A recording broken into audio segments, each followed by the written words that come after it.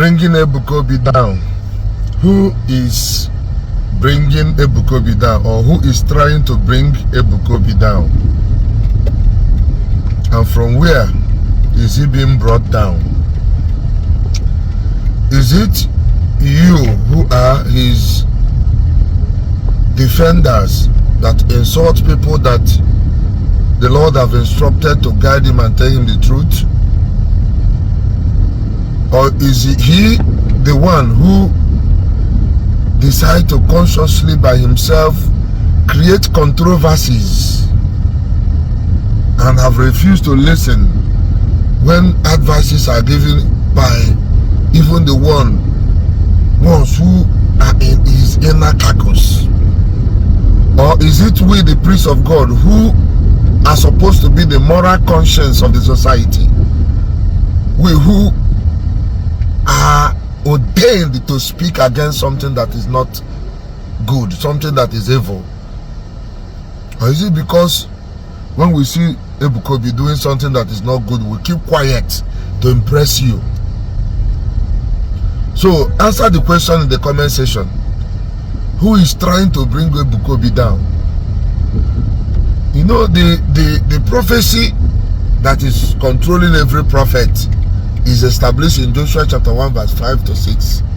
You say no human being on earth will be able to bring you down, Joshua son of Nun. Because prophets are leaders, spiritual leaders, and God cannot send anybody out and any human being bring that person down. Prophets fall on their own. No human being can bring a prophet down.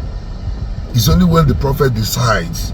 That prophet is the only one, because that's the only exception, because every law, every covenant has an exception. No one is indestructible. If man cannot destroy, his spirit can destroy you. If spirit cannot destroy you, man can destroy you. If spirit and man cannot destroy you, then you can destroy yourself. That's where the danger lies. And the danger is in the pride. The danger is in the misunderstanding of the prophetic and what is supposed to be used for. So when you ask yourself the question, who is bringing Ebuka Obi down, you can be able to evaluate it and answer it accurately.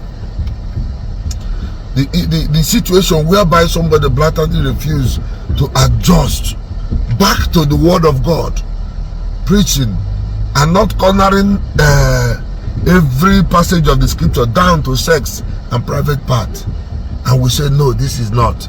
And then to crown it all, prophecies that are dubiously rocubious, prophecies that contradict the very essence of Christianity, which is legitimacy and hard work.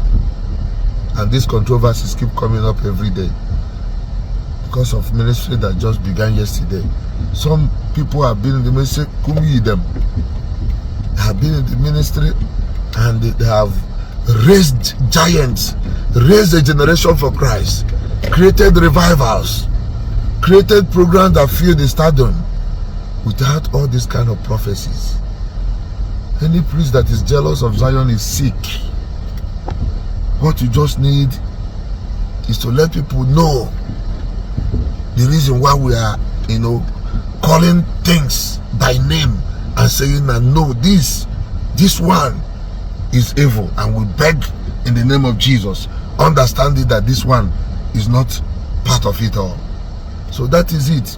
It was a result of Ebuka. Don't go and clap here into error. If I wish that these private part things are not in Zion, I wish that all these prophecies are not in Zion, you will see how beautiful anybody be up on you. I wish all these negative things, love it, prophecy, I wish they are not there. I bet you more people will join. Priests, bishops. But when you kill yourself, don't blame anybody. And there's nobody. All of us prophets are protected by grace. If you try us to destroy us because you are saying the truth, then you face the protocols of the grace that we carry. That's the truth. God bless you. Good morning, good evening, good afternoon, depending on wherever you are watching me from. Abụ m Igwe Credo Nwanri Ifeji Malumubumbem. This message in Nache pass today, I am sending it to Evangelist Ebuka Obi, the man carrying the prophetic anointing of God of Zion, Zion Ministry. Message a na-achị pass ọtụtụ ndụ ya na-asị ikekwe na credo chọlụ ka Ebuka Obi notice enye this or that, but ọ bụrụ ya. Message a na-achị pass, I pass this message to 1 or 2 persons sitting close to Evangelist Ebuka Obi. Mana amara mma ha anọkọta n'ugokwe gwe anya azantụeli anya ọbụla alụ, maka na onye ọbụla wu onye isi na-enwekwe ndị ọ na-ajụ kedi nke na-eme ka iwe matacha ife na-eme in the global world. Now, Ebuka Obi, Igbo an evangelist. I admire your grace and your calling. And to be frank with you, onwere onye nọ n'ụwa admire your grace and your calling. I know some of my friends say buchakwa native doctor ha like ka your doings. It's just that na ikpa ba aka n'ọnụ ba say na ba mara iwe wu mgbe ọwụ na involve in the native doctor na aga salwa ọlụ na akụlụ ọlụ, because whenever you speak against the native doctor profession, it affects their profession, it affects their business. Man, your personality and the unction you carry, admiring an unction, madibu, the grace upon a person, abraji, mano, envying the grace upon a person, bu nke bu ajo ihe n'imie. Oburo believe afumu I like him Ebuka Obi, even the like ya bro Jos no bu the brain behind Zion Ministry, even the like ya bu no a man of his own. Man o nwere even chọrọ drop le tata diva allo nwanne m, ọ bụrụ na ọ ya ekwu omume ọkwa ifuru ụmụ pina attention anyị na-enye bloggers online.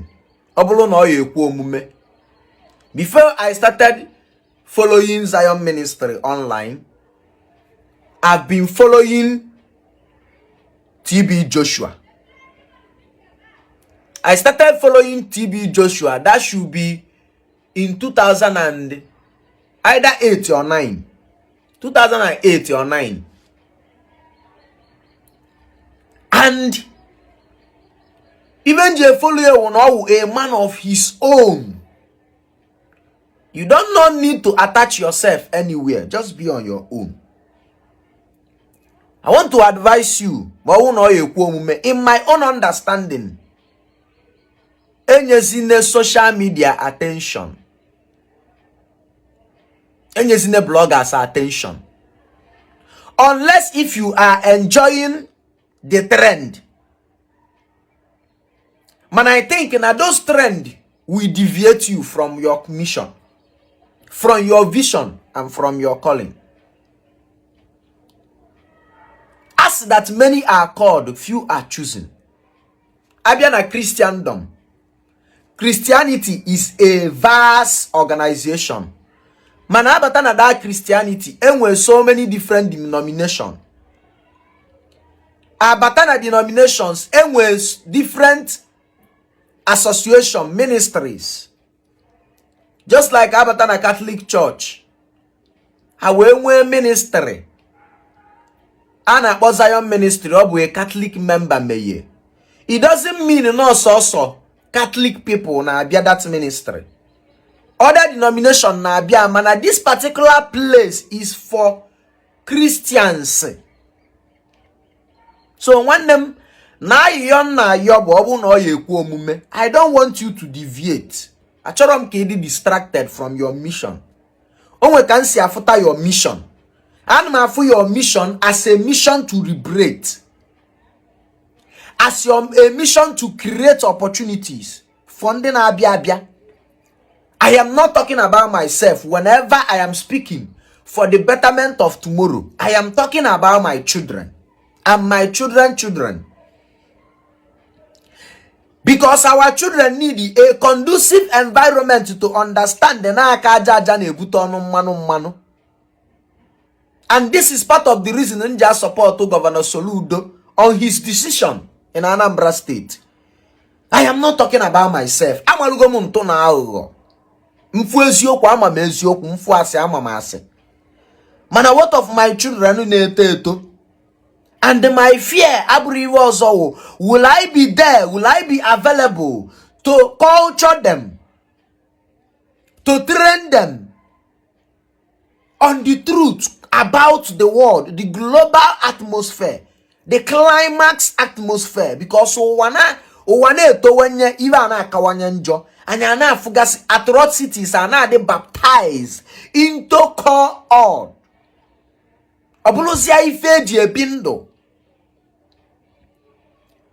Ufadu believe in Christianity or ministry or Iwoka has no advantage in the economic system of the world.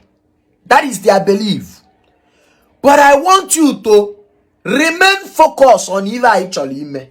I am one of the people that sees what you are doing as heading somewhere that will better this country, this eastern part of the nation. Don't give attention to social media.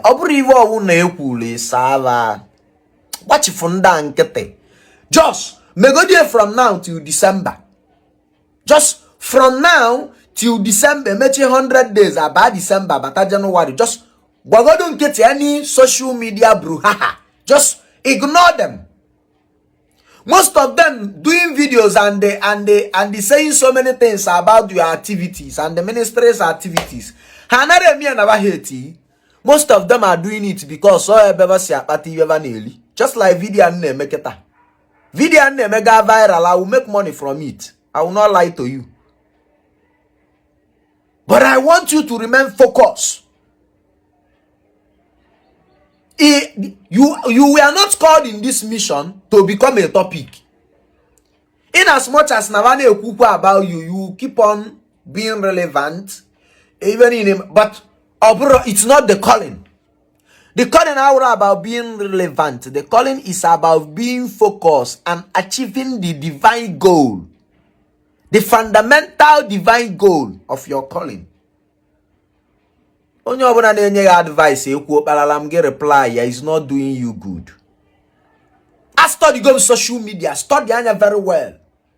When something about you is trending online and you reply, it boosts the energy of the allegation and the false news. But when something is trending about you, e go chanya wep you lubankete forge ahead. Continue with what you are doing. Yes, 1 week. Now, no, 4 days, 1 week. That particular thing,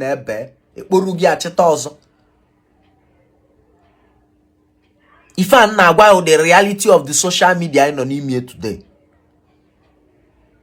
as a brother and a friend, like living in me, I want to beg you, and just need these people attention. They have the right to talk about you, but don't give them attention. Onyekuo, I say, my your legal anything, your legal thing should be all about acquiring property for the mission. No wherever property you need go, whether land or any legal documentation. Actually, legal team I put a megani, all over. let the legal team not be about na mmadu kwuru na social media ejebeli legal proceedings. No, allow these people to talk.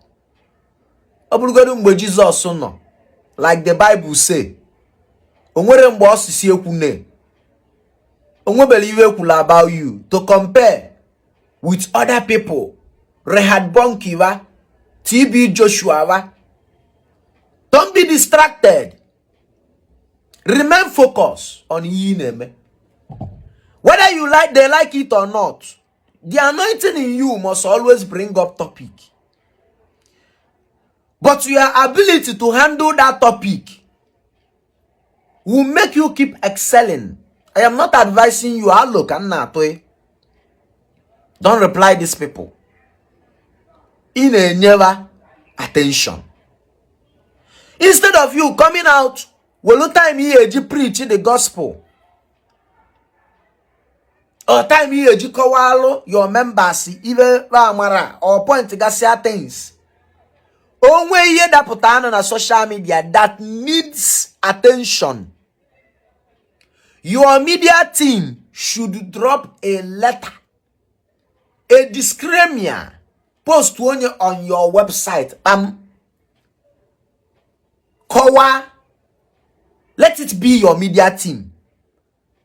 After you did there, below the ministry's name. Signature you did there, below the chief media, whatever. It doesn't I don't want you as a personality to be distracted. Let your media team handle things for you. You need the wrong way even online if na poop. I'm telling you, so that love I have for you will remain. Stop replying these people. Hey Lule to distract you from your calling, from your mission. Don't give them attention. Snub those things. Your media team should sit up. They should do their work. Only that time that needs attention, they should write a disclaimer with your letterhead, with the ministry's letterhead. I'm a neighbor ministry Bogema, man, Ebuka Obi, Zion ministry was Zion ministry. But so when I try to follow, you take you up the mantle of leadership. So any arrow thrown on Zion ministry as a brand, as an international brand, the media team more than should reply, not you. You are a brand. You are a spiritual brand. Another man they happy more and that ndelule your capacity biana na utole online welu video bi kwulo okwu iji onu iwe kwuo nya iwe unu ikwesi na ekwu n'ọnụ to the general public you kwesịrị ebo blessing atonement blessing teachings nkuzi. Forget about gotta say ndị waji kwuo na Facebook. No, don't give them attention. Leave them.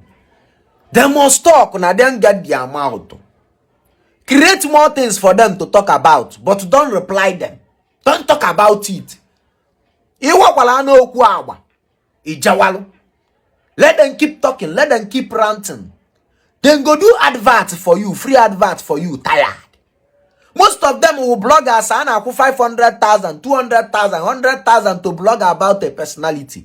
But they do those things freely for you. It is part of the grace you carry, the anointing you carry. But when you reply them, you make them more relevant. I don't want you to be distracted. The media, allow your media team to handle things of the media. Each one we spoke man. Man, let it not come from you again. Remain focused. If I need it from you is to kind of know prophetic words from you. Don't reply anybody. Don't give attention to brouhahas. Abuni ime nyo ya tomo ezigbo uto. Ime ya na yo ya tomo uto. Thank you. Thank you for watching this video. Subscribe to our YouTube channel and watch the next video. Thank you.